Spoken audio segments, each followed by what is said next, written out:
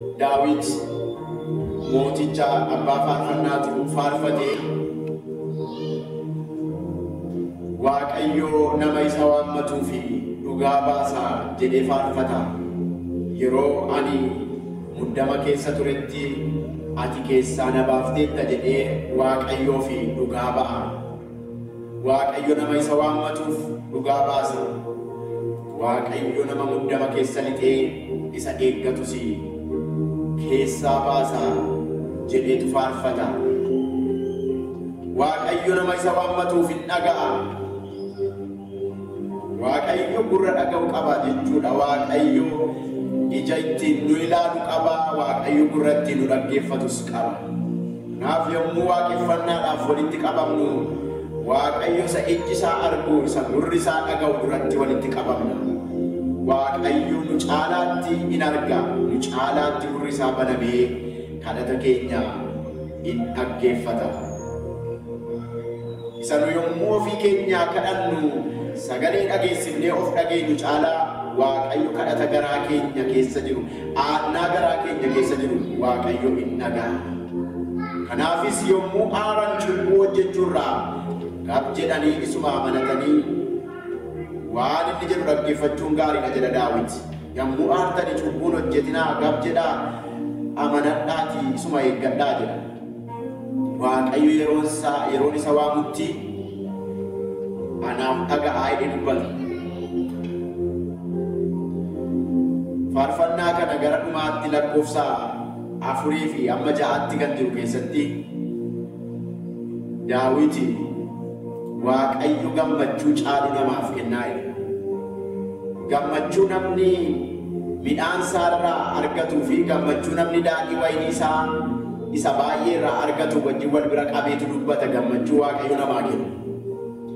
Gammachuun Waaqayyo namaa kennu isa caalu jedhee ibsa. Gammachuu caalu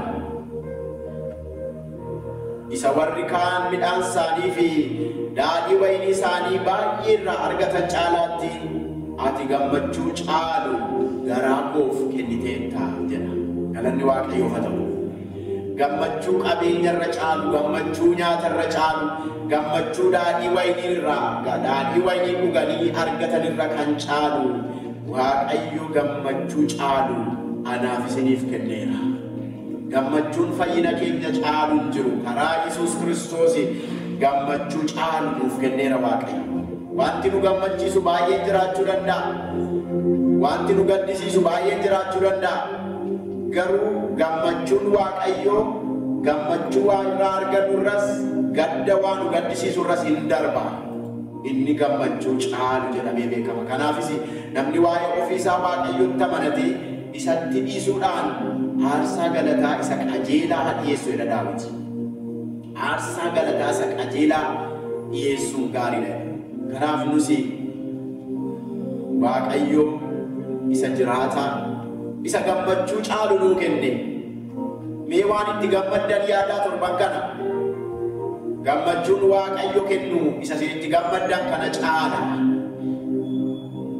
Isanni isin gammachiise, isanni isinii kennetu caala.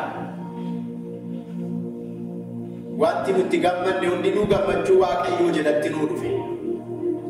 Waan isin gaddisiise mee yaadaa ga'e torban kana.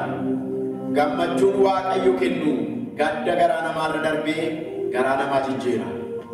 Miidhaa gaddi nama miidhu gammachuun Waaqayyo in fayyisa, in jijjiira. Kanaaf Waaqayyoof galata dhiyeessuutu nurra jiraata. Haalli gammachuun Waaqayyo erga hundumaarra caalee haalli galata dhiyeessuurraa nu ittisu tokkoyyuu hin jiru. Haalli Waaqayyoon galata kee jechuurraa nu ittisu tokkoyyuu hin jiru. Kanaaf Waaqayyoo fi jireenya keessan keessatti yeroo kana gammachuun ati naa kennite haala nama keessa jiru hundumaarra hin caala. Kanaaf si galateeffadha jedhaanii Waaqayyoof galata galchaa. Gammachuun Waaqayyo kenne haala hundumaarra hin caala. Isa caalu jala jirra. Isa caalu waaqeffachuu dhuftan ganama kana. Isa caalu dura teessanii jirtu mana keessan teessanii warri waaqeffattan ganama kana. Isa caalu gammachuu isa caalu sanuu kennu Waaqayyo isa hundumaa gararraa jiru waaqeffanna. Galanni maqaa keetiif haa ta'u. ulfinni bara baraan teessoo kee irratti siif haa ta'u. Nagaati nuu kenniteef si haa galatu. Gammachuu dhugaa ati nuu kenniteef si haa galatu. Gammachuun kee haala hundumaarra caalaa keessa keenya ijaara, keessa keenya utuba, keessa keenya qabee nu dhaaba. Maqaan kee haa ulfaatu.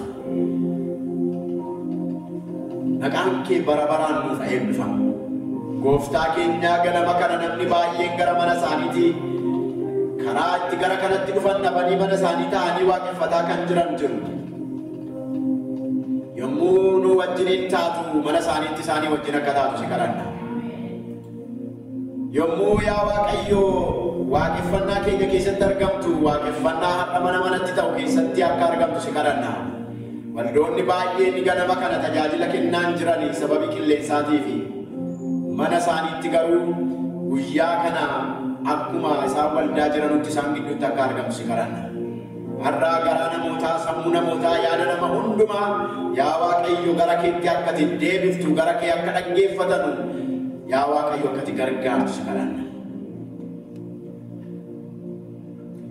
Nu warri fuula kee dura jirru kun yaa Waaqayyo hafuura kee qulqulluudhaan gidduu keenyatti akka ati argamtu si kadhanna.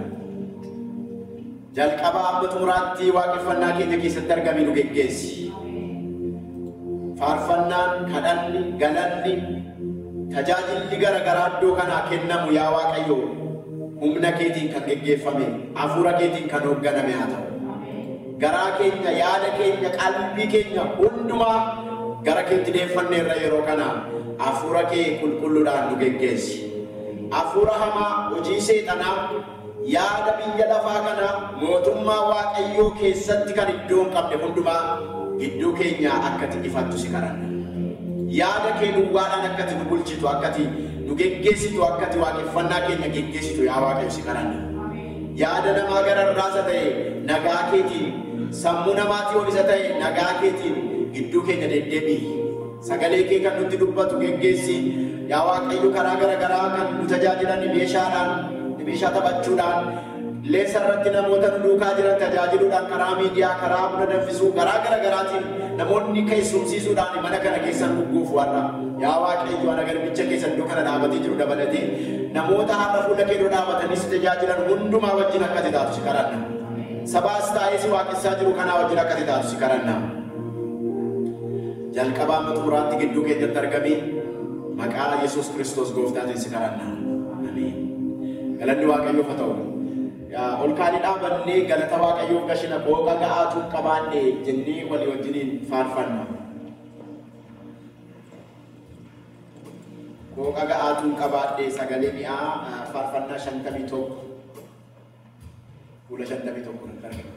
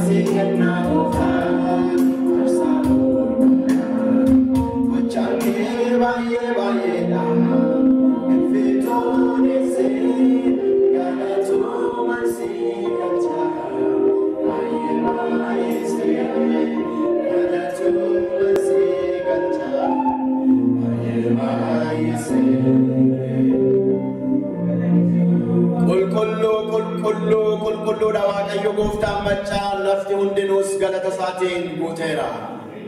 Kuma dhaabbannee jirrutti qalbii keenya jijjiirranna.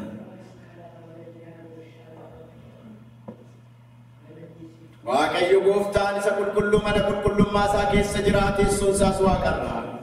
Garaa cabaadhaaf hafuura gaddeebi'aa kan qabanutti dhiyoodha. Warra gaddanii cubbuu isaanii isatti mataniif hin naga'aa kadhata isaanii isin dhaggeeffata. Kanaafis kottaa amantiidhaan gara teessoo ayyaana isaatti dhiyaannee cubbuu keenya ni himanna. Cubbuu keenya walii wajjin Waaqayyotti himna.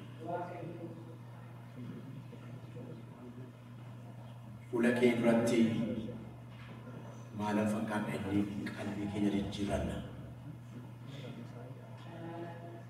Daqiiqaa tokkoof Waaqayyoon duratti of dhiyeessaa.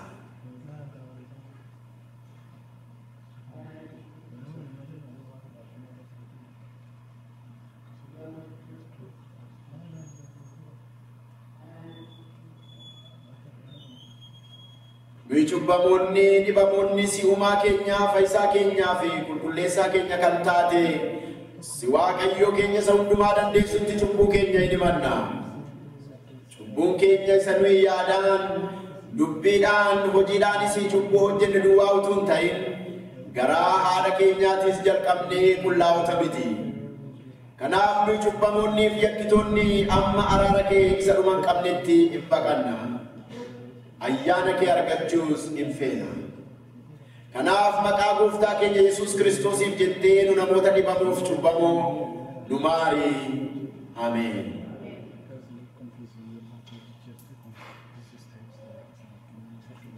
Ani jiraataadhaan namni jallaan karaa isaatti akka deebi'uuf akka jiraatu malee ani du'a nama jallaatti hin gammadu jedha Waaqayyo gooftaan maccaa. Kanaaf Waaqayyo ilma isaa gara biyya lafaatti ergee aduufis dabarsee kenne. Isatti kan amanu hundinuu jireenya bara baraa haa qabaatuuf malee habaduuf miti. Kanaafis maqaa isaatiif ulfina hin kennina. Cubbuu keenya Waaqayyotti himanne nama namaaf qajeelaa waan ta'eef yakka keenya hundumaa nuuf inni isaa cubbuu keenya hundumaattis nu qulleessa. Kanaafis abboommi gooftaa keenya Yesuus Kiristoosiin maqaa abbaatiif kan ilmaa kan hafuura qulqulluu Waaqayyo tokkoon dhiifamuu cubbuu keessanii isinitti nan hima. Abbaaf ulfinni haa ta'u ilma isaatiin hafuura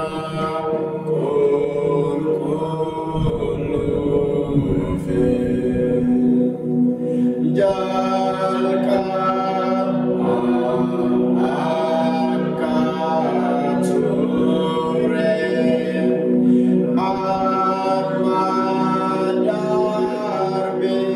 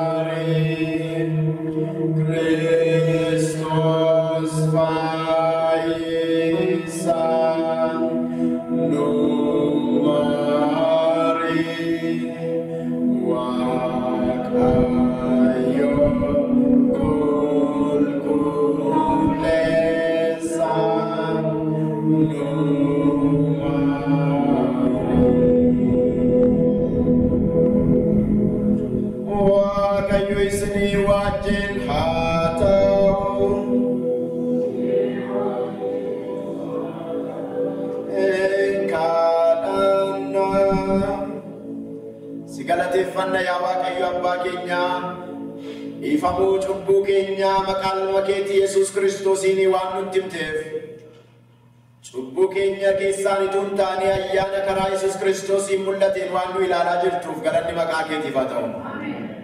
Cubbuu keenyatti nu qulleessuudhaaf sagaleen kee gurra keenya irratti waan dhaga'ameef ati yaa Waaqayyoo yeroo hundumaa araaraan waan nu simattuuf maqaan kee ulfaatu.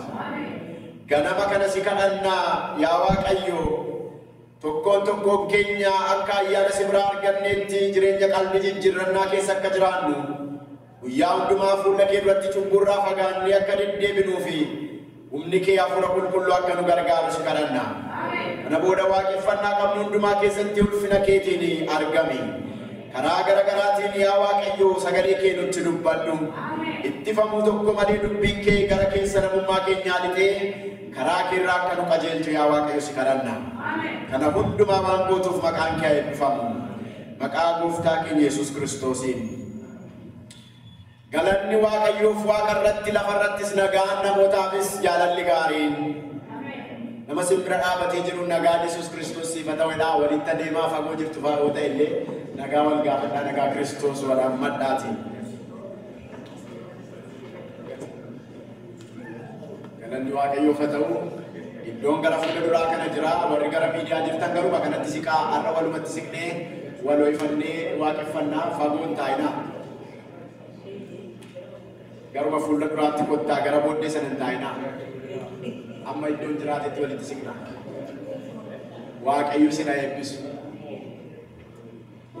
Galanni Waaqayyoof haa ta'u. Gurmuu waaqeffannaa wajjin Waaqayyo waaqessinaa. Gurmuu waaqeffannaa gara fuulduraatti nama.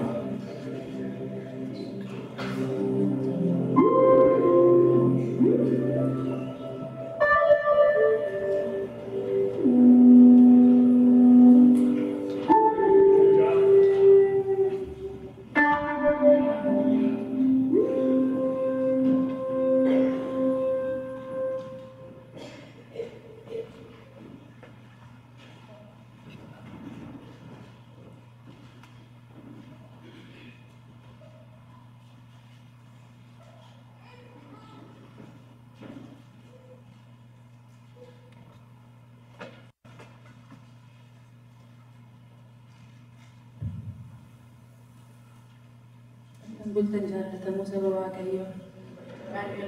Maqaa Waaqayyoo kan eebbifame haa ta'u. Waaqayyoo nagaatti eegee asii kan nu ga'e Waaqayyoodha. Waaqayyoo galateeffanna guyyaa har'aa. Waaqayyo si haa galatu jiraachuu kootuuf ittiin jenna. Waaqayyo si haa galatu nama ta'uu kootuuf ittiin jenna. Haala isa mijatutti si waaqeffama Waaqayyoon keenya. Isa mijannetti si waaqeffama. Haleluyaa si haa galatu ittiin jenna Waaqayyo. Akka sinii mijatetti isa Waaqayyo sinii godhee yaadachaa. Firatti hirkatee hiriyaa waammatee namni laggateera. Namni akka kootii homaa kan hin qabne akkamiin as ga'aa jedha. Waaqayyoo malee kan as ga'e eenyuun keenya illee hin jirru obboloota koo. Haleluyaa hin waaqeffannaa.